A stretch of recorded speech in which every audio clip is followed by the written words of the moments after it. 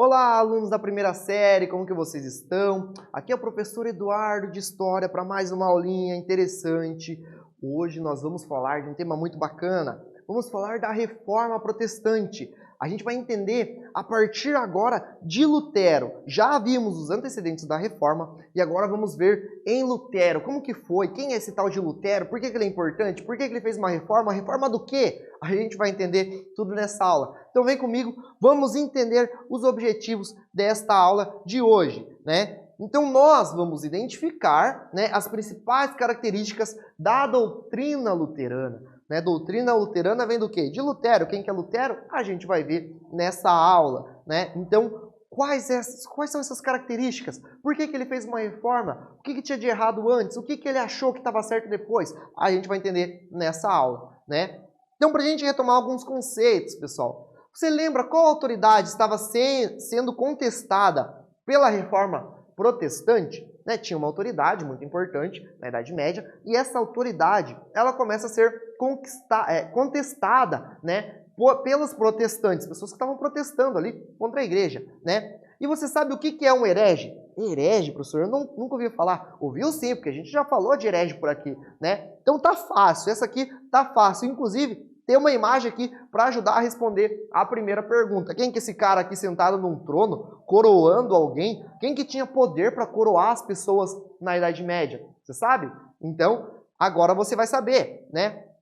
É a autoridade papal. Era o Papa. O Papa coroou imperadores, né? O Papa coroava os monarcas. Por quê, pessoal? O poder espiritual, na Idade Média principalmente, ele estava acima do poder terreno. A gente teve conflito? Claro que teve. Mas, geralmente, a gente pode olhar para a história da Idade Média e pensar: o clero está acima da nobreza. Né? O poder da igreja está acima do poder terreno, beleza? Né? E o Papa, então, ele exercia forte influência nas questões religiosas e também questões políticas. Se a gente está falando que o Papa ele tinha o poder de coroar um imperador, coroar um monarca, obviamente ele tinha um poder político ali muito importante, além do poder religioso, certo? E herege, gente, é aquela pessoa que professa, né, doutrinas contrárias à Igreja Católica. Neste período, qualquer um que professa alguma doutrina que a Igreja Católica condenava era uma pessoa que estava falando heresias. Já ouviu essa frase? Né? É um herege, beleza? Então vamos refletir um pouquinho, gente. Observe essas duas imagens. Estão vendo essas imagens? Né? Interessante. Né? Propriamente a gente consegue ver, né, que faz parte de duas igrejas. Né? A parte interna de uma igreja aqui, do altar de duas igrejas. Né? Qual delas é católica, dessas duas igrejas aqui? Você sabe me dizer qual delas é católica, dessas duas imagens? Né? E como você chegou a essa conclusão? Por que você sabe que uma é católica e a outra é protestante? O que faz, né, você analisar e ver, opa, isso é católico, isso não é católico, isso é protestante? Né? Aqui a gente tem a igreja de São Francisco, né, de Paula, né, e à direita a igreja em Blumenau, né, pessoal? Então a igreja da esquerda, para vocês não ficarem sem resposta, né, é a igreja aqui católica e a igreja protestante à direita.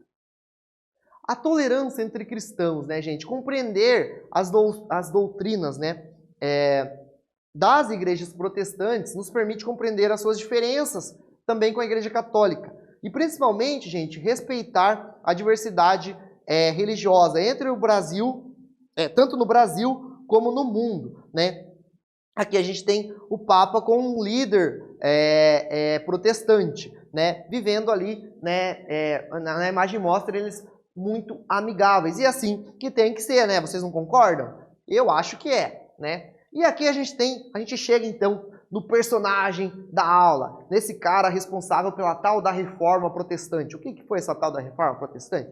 Né? Chegamos no Martinho Lutero, esse cara alemão aí, o que ele era, o que ele fez, o que aconteceu, a gente vai entender, né? O Martinho Lutero, gente, ele cursou Direito na Universidade de Erfurt, né? Mas pelo estudo da Bíblia trocou pelo curso de Teologia. Então ele começou a fazer Direito e falou, não, eu não quero mais, eu vou fazer Teologia. Lembrando, gente, que nesse momento era muito comum, né? Era muito comum, faz Direito, faz Teologia, né? Eram os principais cursos neste momento, eram os principais cursos oferecidos neste momento, né? Medicina, né? Também. Então, o Lutero, ele trocou de curso, falou, eu vou fazer teologia, né? E com os estudos, a partir dos estudos da Bíblia, gente, ele era um teólogo, ele era católico, ele era um monge católico, inclusive, né?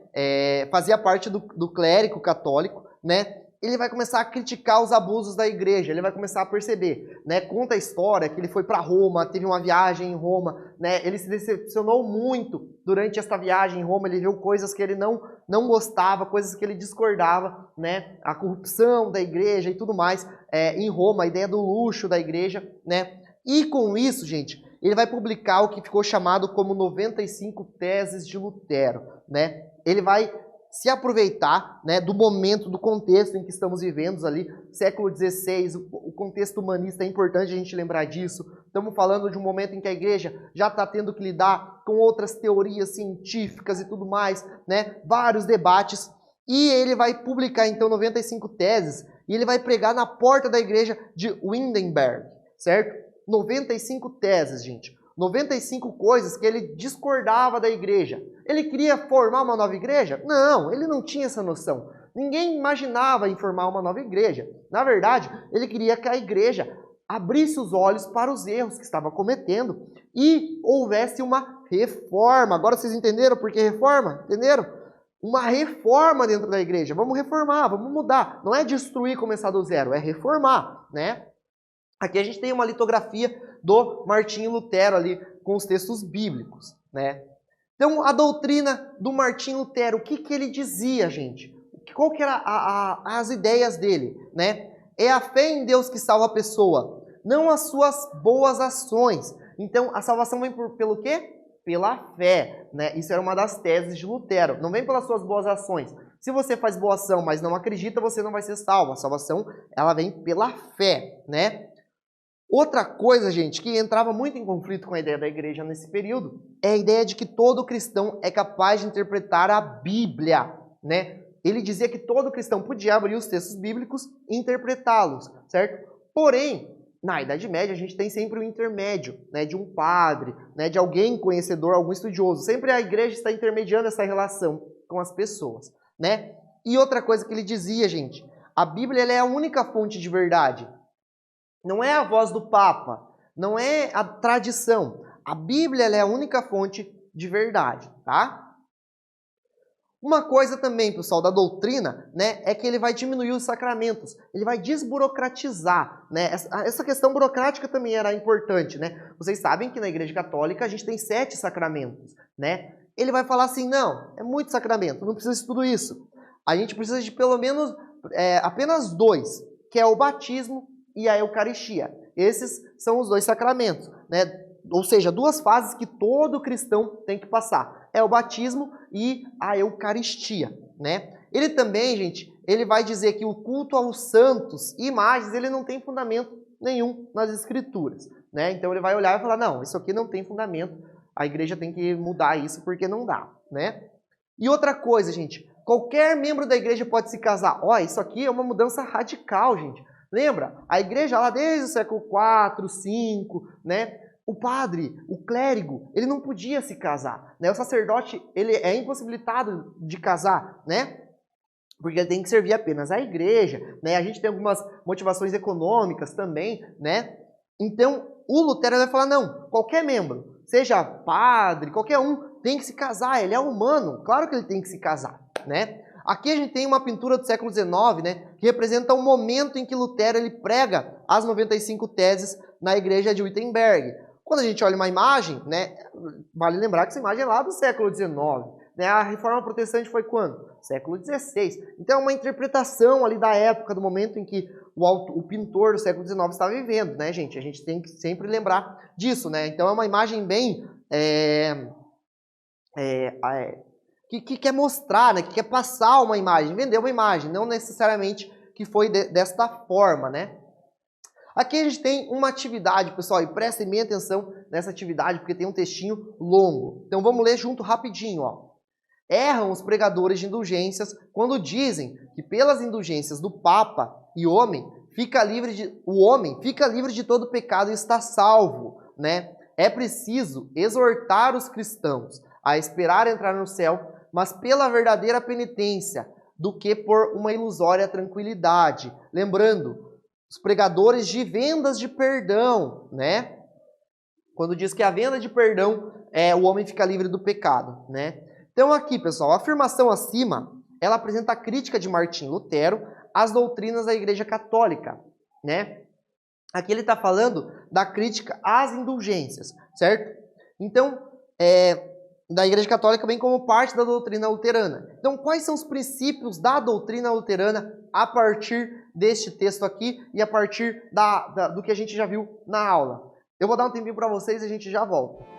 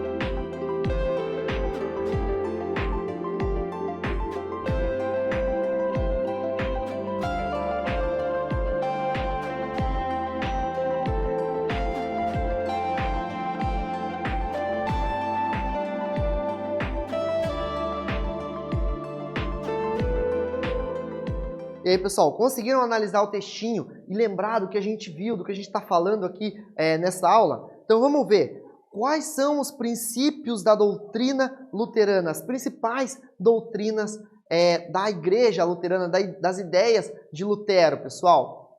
Então os princípios da doutrina luterana é a fé em Deus que salva a pessoa, né? Isso é muito importante a gente saber, né? Não as obras ou ações, né? Então é a fé, salvo pela fé. Todo cristão é capaz de interpretar a Bíblia, não precisa de intermediários, né? A Bíblia é a única fonte da verdade, né? Então não é a tradição, não é a voz do Papa. Os sacramentos são o batismo e a Eucaristia, né? Culto aos santos e imagens não tem fundamento nenhum. E qualquer membro da igreja poderia se casar.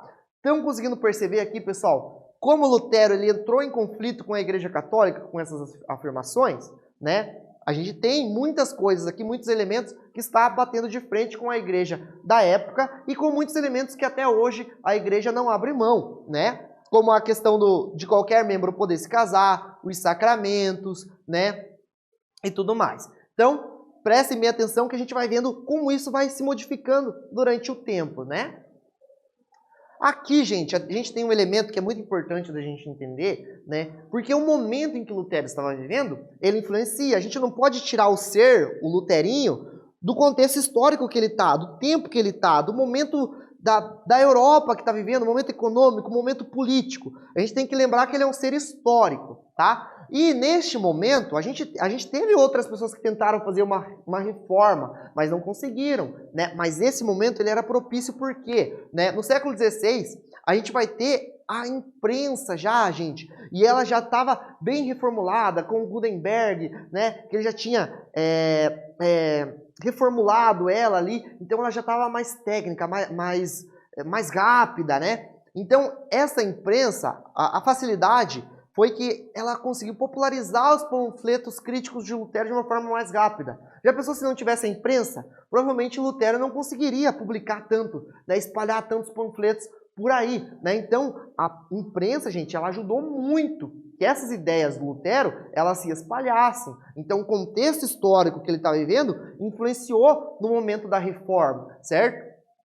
Então, a reforma protestante, gente, ela conseguiu atingir a população letrada da Alemanha, né? Justamente em virtude da circulação de teses e panfletos impressos. Então, graças à questão da impressão, na Alemanha, Lutero estava vivendo na Alemanha nesse período, a população letrada conseguiu ter acesso a essas ideias do Martinho Lutero. Então, o contexto histórico em que ele estava vivendo favoreceu com que houvesse a reforma.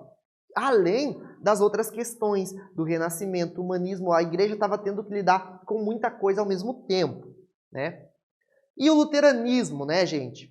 Apoiado por príncipes germânicos que desejavam tomar as terras da igreja, a gente vai ter as ideias de Lutero vão começar a ganhar força ali dos nobres alemãos, certo? Então, a gente vai ter também a adesão de camponeses, fez crescer o luteranismo no norte da Europa. Então, a igreja, obviamente, ela tentou reprimir o Lutero.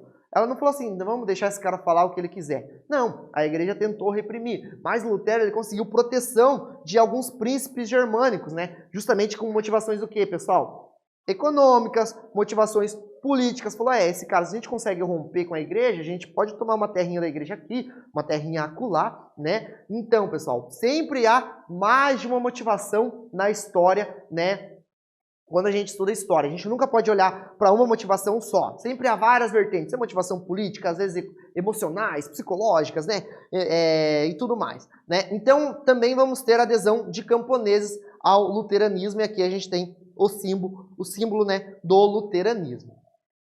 Então, gente, o nome protestante ele vai começar a ser usado lá em 1529. Lembrando, quando que foi a data da reforma? Que a gente tem um marco. 1517, mais ou menos, ali o marco em que Lutero vai lá, prega as teses e tudo mais, né? Então, 1529, quando o imperador Carlos V, que governava uma região que hoje faz parte da Alemanha, ele convocou nobres para expor que Lutero seria excomungado e expulso do Império. Ou seja, Lutero ele continua sendo perseguido, inclusive na Alemanha, né? Na disputa entre Lutero e Carlos V, os nobres escolheram, apoiar o monge, protestando contra a declaração do Carlos V. Olha que doideira, gente. O Lutero, ele acaba tendo apoio, né, de grande parte dos nobres ali da região, né? E as pessoas começam a protestar contra o Carlos V, contra o imperador Carlos V, gente. Então, graças a esse apoio político, novamente, né, Lutero teve apoio político, teve apoio ali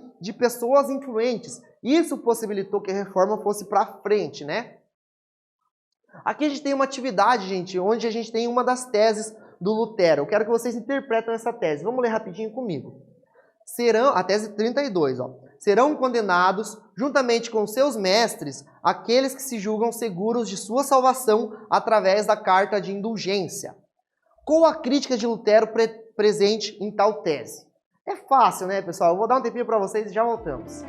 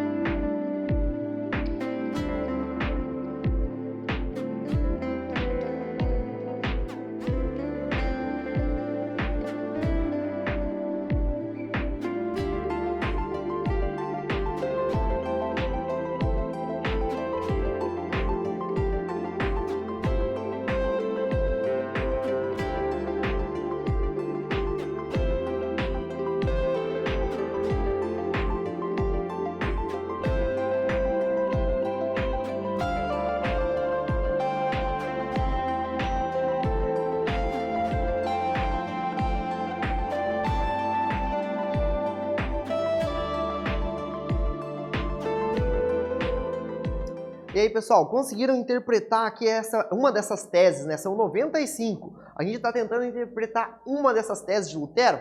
Então vamos ver o que quer dizer essa tese, pessoal. Tal tese, gente, está criticando uma prática muito comum da igreja na época, que era a venda das indulgências, a venda do perdão, né? Que tratava-se de um documento, então, né? Era um documento em que eles compravam ali o perdão dos pecados, o perdão de sua família e tudo mais, beleza, galera? Aqui a gente tem a Confissão de Augsburgo, né?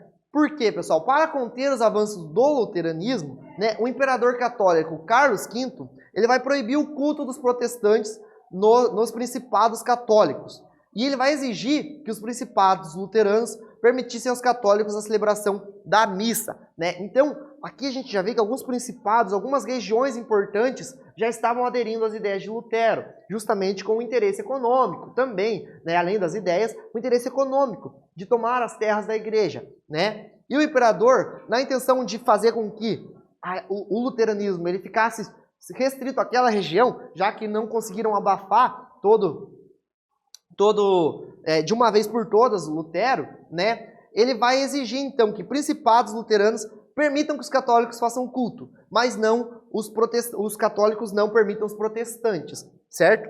E em 1530, com a Confissão de Augsburgo, o luteranismo ele foi institucionalizado e suas doutrinas vão ser formalizadas em 1580. Vai ser limitado a uma região e eles vão institucionalizar. Tá bom, então o luteranismo, a partir daqui, ele não é católico, ele separou, ele é outra coisa, né? Ele vai virar uma instituição. Beleza, galera? Então, pessoal, qual a importância da imprensa, neste momento, para a multiplicação das ideias protestantes? Essa é uma atividade muito boa, rápida, e eu quero que vocês respondam rapidinho aí. Vou dar um tempinho para vocês e já voltamos.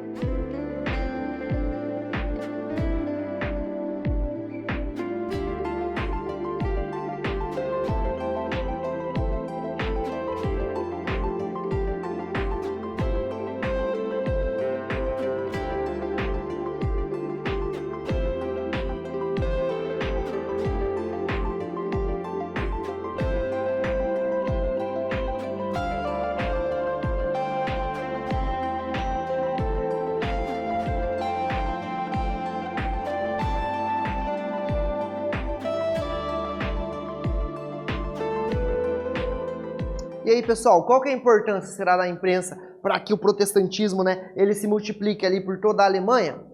Então, gente, Lutero e os protestantes da sua época, eles favoreceram-se da imprensa, que permitia a produção de textos e até livros, né, de forma muito mais rápida do que os manuscritos, né, facilitando a transmissão de suas ideias para mais pessoas. Então, o momento ali em que a gente tem a imprensa é um momento muito mais propício para que o conhecimento ele se espalhe, né? Então, gente, o que a gente viu nessa aula? As doutrinas de Martinho Lutero, eles mudaram o significado da fé cristã, surgindo assim uma nova igreja denominada protestante, né? E a imprensa ela foi fundamental na divulgação das ideias dos protestantes pela Europa.